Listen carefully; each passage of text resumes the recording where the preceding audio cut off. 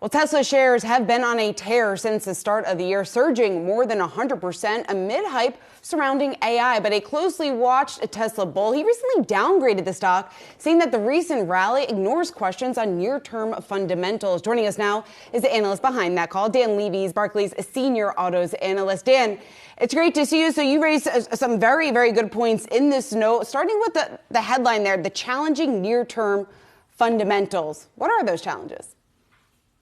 Yeah, thanks, Seana and Jared, for having me. Look, our view is Tesla is in the lead in the global race to an EV future. We think they have a significant cost lead. We think that there is even a midterm catalyst path as far as it relates to the launch of Model 2 and tremendous scale there. And we're even willing to acknowledge that there's a large non-automotive opportunity for Tesla. But I think what we've seen shift from the start of the year is a very different picture on demand in the EV world. And what that's led to is a very different outlook on margins for Tesla than we expected at this time last year. And so we thought that the current run-up in the stock did not reflect that, hence the move to the side. Dan, I've seen a number of analyst reports, not only on Tesla, but also Alphabet, for that matter, talking about the incredible price return that's happened this year on the share price. And I guess it was unexpected.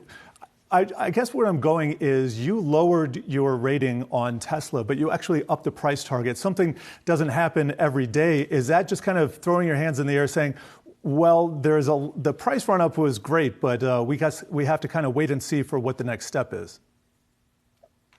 Yeah, I think that's a fair way to look at it. I think it goes back to, again, the idea of the multiple for Tesla has always been rich versus what people expected. And I think this relates to the question of how much growth should we look to in the future, and what are the non-automotive opportunities in Tesla? We're willing to acknowledge that there are significant opportunities ahead. And in a market that's willing to give more credit to that, we think that needs to be reflected in the price target. But again, the rating also, we think, has to have some connection to the fundamentals. And with still a very large question on what the floor is on margins, what is elasticity of demand? We've seen, data points supporting elevated inventories, especially for Model 3. We felt that the rating needed to reflect that, hence the move to the side. Dan, going off of what you were just saying, just in terms of the demand picture right now and where we are today, certainly different than maybe where you thought we would be going back a year ago. What does that then tell us just about some of those other leading manufacturers when it comes to the EV space and some of the traditional automakers like Ford, GM, which we know are really investing so much in the future of EV, and certainly a priority there for those two companies? Yeah, thanks. It's a really good point, because the way we've characterized it is that we've really seen a shift away from a period of EV euphoria, which really engulfed the sector the last couple of years, right? And so if you added up, for instance, all of the targets that the other Western automakers have provided on EVs, the spend targets, right? Automakers the last couple of years collectively committed to something like over $500 billion of spend on EV. And I think that part of that reflected some broader EV euphoria that was in the marketplace. But what we've seen is really a reset on some of those expectations, right? A few things have really changed in the last half year or so. One is that we've moved from a supply constrained market to a demand constrained market, right? So we used to think that demand was infinite. That's not the case anymore. Second, there used to be a wide open capital markets with open funding. That's changed. The capital markets have been shut.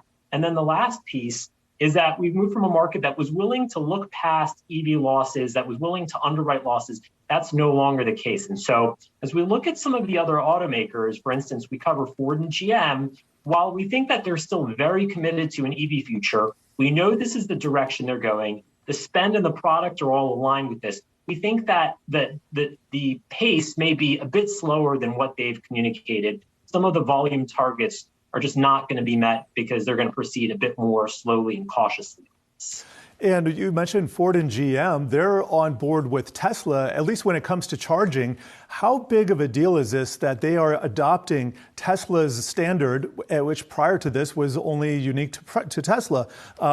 We talk about Tesla as more than just a car company. Does it really fit in with this paradigm that this is something that they're also an infrastructure company? They also have that as a mode as well. Yeah, it's a good point, and we certainly appreciate that part of the rally has been these charging announcements. We think this is a positive validation point for Tesla. We think this is positive for the industry that you're moving to a unified charging standard, and we've seen others adopt this as well.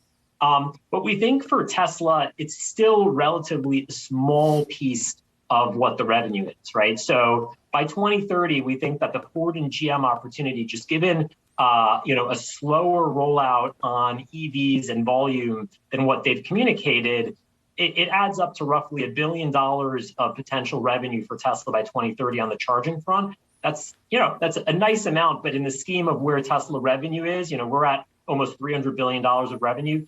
That's a third of a percentage point. So really, somewhat immaterial, but it does help to validate the Tesla approach, which is positive. All right, Dan Levy, we have to leave it there. We're going to downgrade on Tesla to equal weight, raising the price target, though, by 18% to $260 a share. Dan Levy, Barclays Senior Autos Analyst. Thanks.